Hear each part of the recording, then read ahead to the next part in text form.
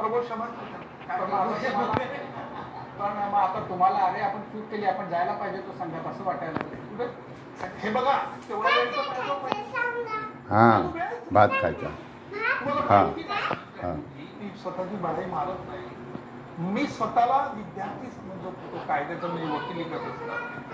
असं आहे की आमचे पोलिसांचे तपासाचे कागदपत्र जे असतात त्याच्यात काही उणिवा असतात नसतात, परंतु काही येणारा साक्षी असतो त्यालाच माझ्याच वेळ जातो सगळं बघणे. आणि वंदणार की माझ्या लोक ज्युनियर असिस्टंट ऍडव्होकेट असे नाहीये की ते करतील मला सगळं तयार करून देतील. माझा मुलगा वकील आहे आणि पण तो खाजगी वकिली करतो, त्याच्या कधी असिस्टंट मला माहिती तो कसा येणार माझ्यावर.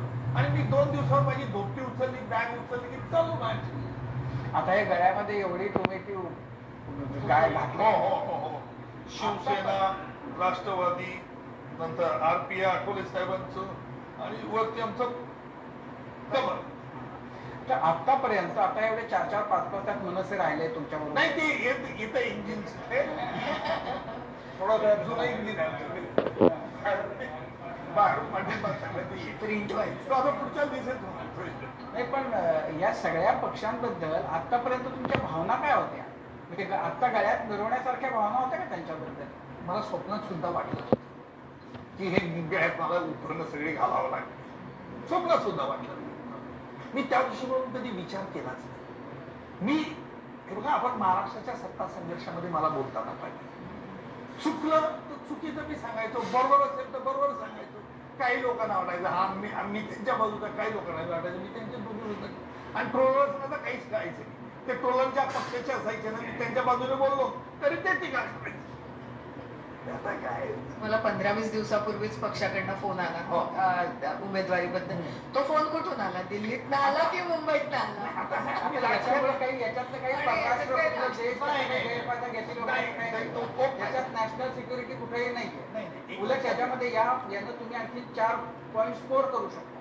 नाही पॉईंट स्कोर करण्यामध्ये मला त्याच्यात मतलब नाहीये. प्रश्न महत्वाचा असा आहे की माझ्या हे सांगण्याने जर काहींची मनं दुखवली जात असते तर मी राजकारणी दुखावतील मला 20 तारखेला मग सामोरं जायचंय असं काय करतो तुम्ही? नाही म्हणूनच ना हे सांगितलं म्हणजे मग ते राजकारणी. अच्छा राजकारण मी खोटं बोललो का?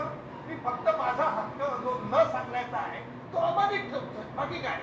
हे कुटुंबियांना सांगितलंय का हे पण त्यांच्यापासून लपवून हे त्यांच्या समोर झालेले बोलतात, त्यांना माहिती. अच्छा जेव्हा फोन आला तेव्हा थेट उत्तर मध्य मुंबईतनं लढायचं हे सांगितलं गेलं तर ऑप्शन दिलं लढायचं असं सांगण्यात.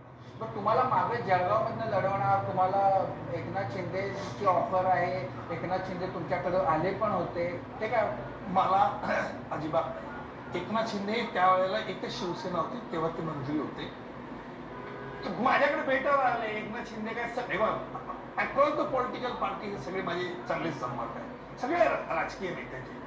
वैयक्तिक व्यक्तिगत दुश्मनी असण्याचं कारण नाही.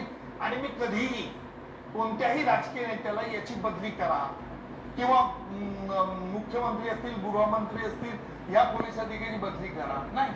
पण एखाद्या खटल्यात एखाद्या पोलीस कर्मचाऱ्याने काम चांगलं केलं असेल तर त्याला मी मुख्यमंत्र्याला प्रशस्ती पत्र द्यायला सांगितलं.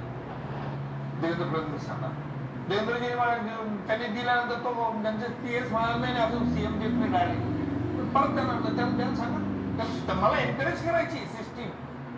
त्याने लगेच सांगितलं देत त्यांना दिलं. नाही तर ते DG मार्फत CP मार्फत असं येतं ना.